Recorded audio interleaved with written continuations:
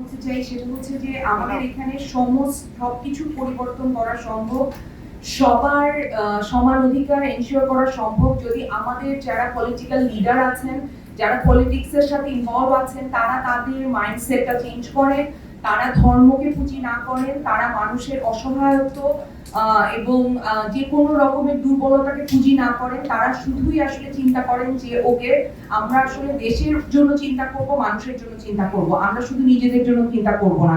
যেটা এত বছরে প্রত্যেকটা বেশিরভাগ পলিটিশিয়ান তাদের পুরো লাইফে এই এই গ্রাফটাই দেখিয়ে গেছেন আমাদেরকে, যে তারা কাজটা করেছে শুধু নিজের জন্য, নিজের দলের স্বার্থের জন্য, কিংবা এমন কিছুর জন্য যেটাতে জনগণের খুব বেশি ভালো হবে না।